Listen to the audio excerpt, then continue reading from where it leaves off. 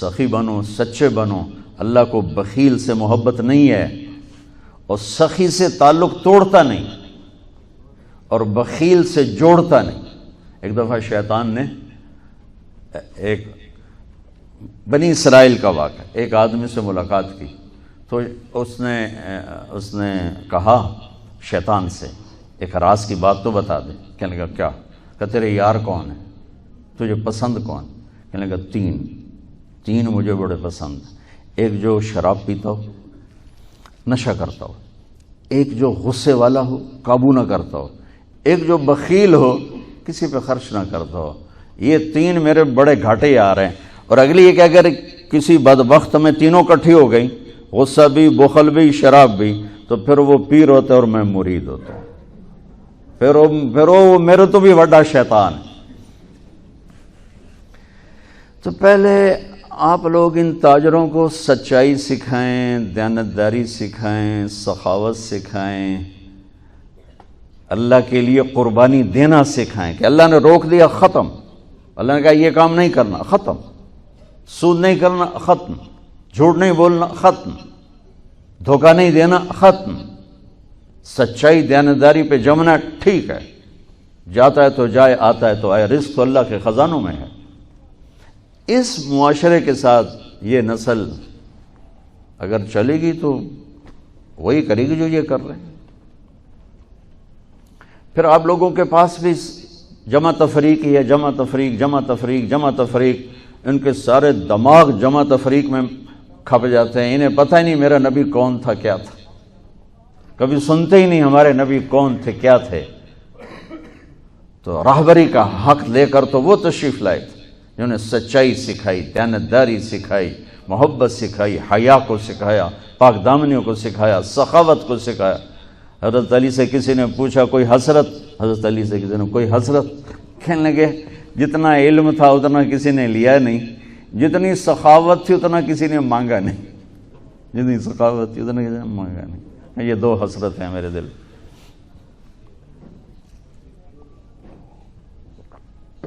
تو اللہ کو سخی پسند ہے، مال خرچ کرنے والا پسند ہے، مالدار ہو. اچھا ایک ہوتا ہے بخیل. اللہ کہتا ہے بخیل جہنم کے قریب، اللہ سے دور، لوگوں سے دور، جنت سے دور. سخی اللہ کے قریب، جنت کے قریب، لوگوں کے قریب، جہنم سے دور، اللہ کا پیار. جب بنی اسرائیل نے بچھڑے کی پوجا کی تو اللہ نے کہا سب کو قتل کرو سارے. جب سامری پکڑا گیا جس نے شروع کروائی تو اللہ تعالیٰ نے اس سے سفارش کی، موسیٰ سامری کو چھوڑ دے. کہا یا اللہ سامری کو چھوڑ دوں؟ اسی نے تو بچھڑا بنایا، اسی نے تو یہ شرک کروایا، تو کہتا سامری کو چھوڑ دوں. تو پتہ ہے اللہ نے کہا موسیٰ یہ کمبخت سخی ہے اور سخی کو قتل کرنا مجھے اچھا نہیں لگتا، میں نے آپ ہی مار دوں گا، تو اس کو چھوڑ دے. اس کا کفر تھا، نفاق تھا، لیکن سخاوت اس کو قتل سے بچا گئی. تو مالدار اس اللہ نے زکوٰۃ ادنا درجہ ہے، زکوٰۃ ادنا درجہ ہے سخاوت کا. زکوٰۃ دینے سے آدمی بخیلوں سے نکل آتا ہے اور سخیوں میں داخل نہیں ہوتا، بین بیچ میں آ کے کھڑا ہو جاتا ہے.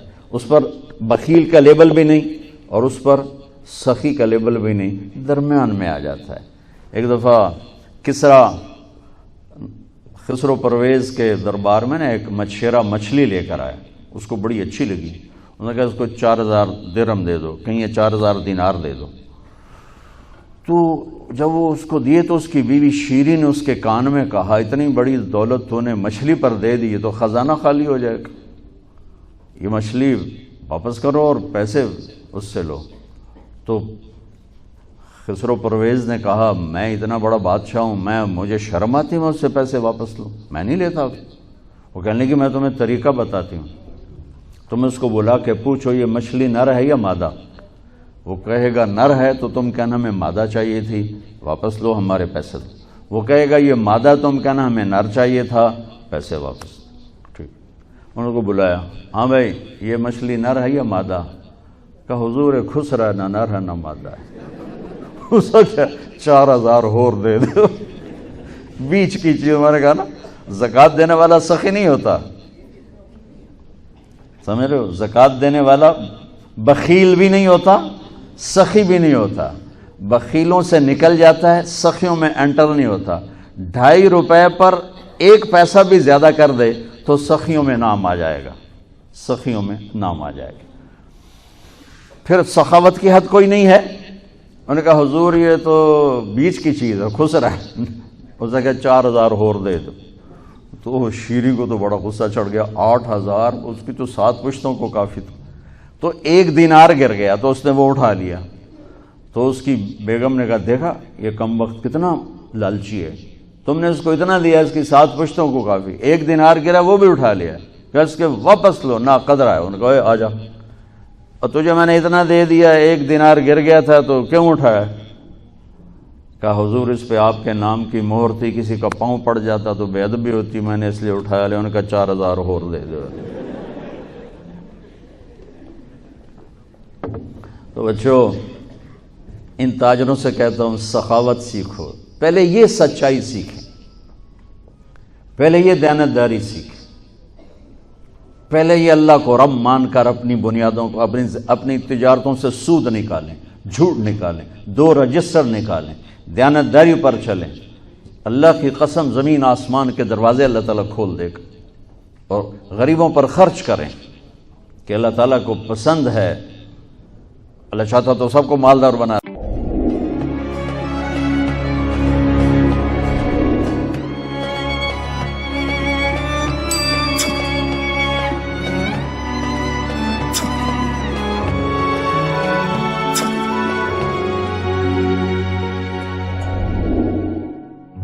دیتا لے، بعض کو بعض کا حاجت مند بنایا کہ اللہ کو دینا پسند ہے، اللہ پاک کو محبوب ہے سخاوت۔ ایک صحابی آئے، یا رسول اللہ ضرورت مندوں کو میری مدد فرمائیں۔ تو آپ نے فرمایا ابھی تو میرے پاس ہے نہیں۔ اس نے کہا تو میں لے لیتا ہوں کسی سے، پھر آپ میری جگہ بھر دینا۔ آپ نے کہا ہاں ٹھیک۔ تو حضرت عمر پیچھے سے بولے یا رسول اللہ یہ کیا بات ہوئی، آپ کے پاس ہے آپ خرچ کریں، آپ کے پاس ہے نہیں اور آپ اس طرح لوگ آپ کے نام پہ قرضے اٹھائیں پھر آپ دیتے پھریں، یہ نہیں کرنا چاہیے۔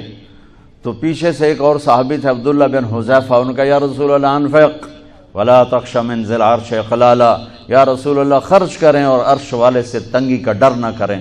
تو آپ مسکرائے، آپ نے کہا مجھے اللہ نے اسی بات کا حکم دیا ہے کہ میں خرچ کروں اور عرش والے سے تنگی کا ڈر نہ کروں۔ بہرحال بچوں سچ سیکھو، یہ تمہاری، میں درد سے کہتا ہوں کہ ہمارے تعلیمی ادارے نہیں ہیں، کاروباری ادارے ہیں۔ یہ بچوں کو علم نہیں دے رہے، اور تم بھی کوئی طلبہ نہیں ہو، تم بھی ڈگری والے ہو، تو انہوں ڈگری چاہیے یا نوکری چاہیے، میں تجھے انگوٹھے چھاپ ہو۔ تمہیں علم کا شوق نہیں، انہیں دینے کا شوق نہیں، انہیں بھی کمائی کا شوق ہے اور تمہیں صرف جاب اور ڈگری کا شوق ہے۔ نہ تم میں کوئی علم والا ہے، نہ وہ عشق میں رہیں گرمیاں، نہ وہ حسن میں رہیں شوخیاں، نہ وہ غزنوی میں تڑپ رہی، نہ وہ خم ہے زلف ایاز میں۔ دینے والوں کو دینے کا شوق نہیں، لینے والوں کو لینے کا شوق نہیں۔ علم تو مر مٹ گیا ہے، وہی قوم سر اٹھا کے زندہ رہے گی جن کا علم اپنا ہوگا۔ تمہارا علم تو باہر سے آتا ہے۔